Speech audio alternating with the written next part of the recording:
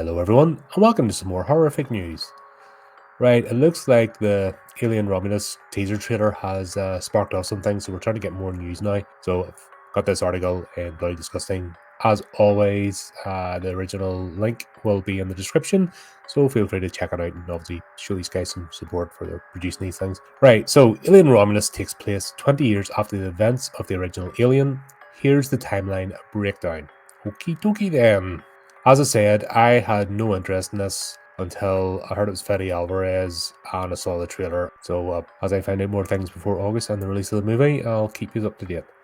We've been learning bits and pieces of information about Alien Romulus in the wake of the teaser trailer debuting yesterday, with director Fede Alvarez hitting the interview circuit to further preview what's coming. For starters, the brand new movie isn't messing with the franchise's timeline, keeping all previous movies within the canon. We know that Alien Romulus takes place between the events of Ridley Scott's original classic Alien and James Cameron's Aliens, but where precisely on the timeline does it fall? Alvarez tells Games Radar it takes place 20 years after the first film. Technology in the world of Alien can change vastly, but I think it's not dependent on time, he adds. It's dependent on place, where you are. So the characters of this movie and the world are very blue collar. The technology is still very low tech and analog. And look, I'm a kid from the 80s. Any monitor with some VHS tracking issues puts a lot of joy in my heart. This is true. There's something special about the analog era. I think it's actually something kids are missing out today. Yes, digital's brilliant. We can do so much, but there's something about physically owning something and the whole process. So yeah, but we see that us of a certain generation do like to sort of call back, but we don't want the hassle either. Fun times. Alvarez notes in the same chat that Alien Romulus takes place decades before Aliens, which is set in 2179. The original Alien was set in 2122, which means the events of Alien Romulus are taking place in 2142. Indeed, as Alvarez notes, decades before Cameron's Aliens. The timeline breakdown looks something like this: Alien 2122, Alien Romulus 2142, Aliens 2179. If you have seen my unboxing of the Alien RPG rulebook, they do a massive timeline, and obviously as official canon as well. They have the whole timeline plotted out too.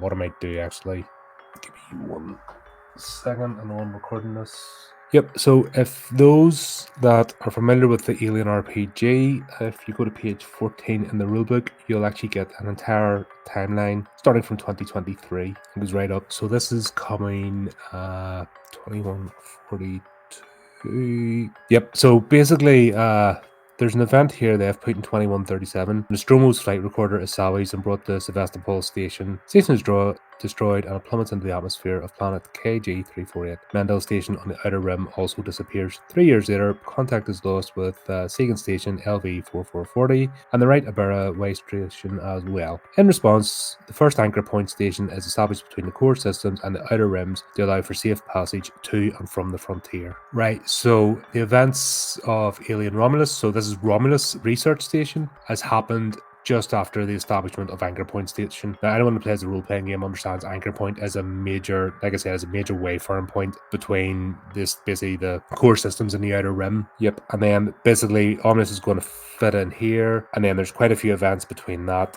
and 2179, where a shuttle from the long-lost Nostromo is recovered by a deep space salvage team. So we already know after the events of Alien, even before Ripley's found, they managed to get the flight recorder, and this is canon, like I said, in the role-playing game. So the company knows about the aliens, they know about the xenomorphs, and then obviously a few events, lots of stuff happens in between this. Even in the role-playing game itself, there's lots of events happen. Like, time does not stand still. There's a brilliant universe. I think that's what annoys me about Prometheus so much, is that Ridley Scott just went off on one, and there's a perfectly good world here to explore and loads in it. And if you've seen our gameplay on the channel, like, even without encountering a xenomorph, this world is fascinating. The socio-politics, the economics, even the way the Earth is split up between different factions. It's almost went back to like old empires, if that makes sense. And then obviously the relationship between the core systems, development, space travel, space stations, and like I said, I wonder if they will mention Anchor Point in this. If they mention Anchor Point Station in this film, that'll be fantastic, because that just ties everything together. And anyone that's like into the Alien universe will really get it, but we'll see.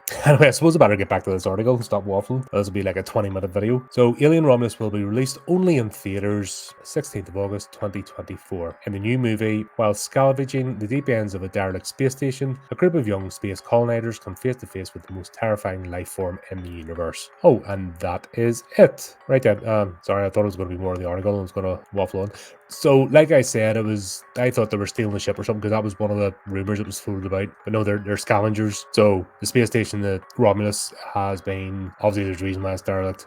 I don't think there's any spoilers there. But yes, it's good to know anchor points being set up in this universe. So the idea of the way stations and humanity still sort of crawling out into the universe, that's kind of the whole purpose of Alien, is humanity, like sort of like Western frontier type, going out into the world, discovering it, going into the universe, and then these are one of the things that are out there. But there you go. Hopefully you keep us nice and short. Don't go off on one, because as you probably know, I'm a bit of a nerd now in this, and just love the whole universe. I could go on for ages. But there you go. There's that. Exciting news. We're getting a wee bit more about the plot and what it's about. It's sounding good. It's looking good. And if Ridley Scott does a decent thing and shuts his mouth, this film should do very well. So there you go.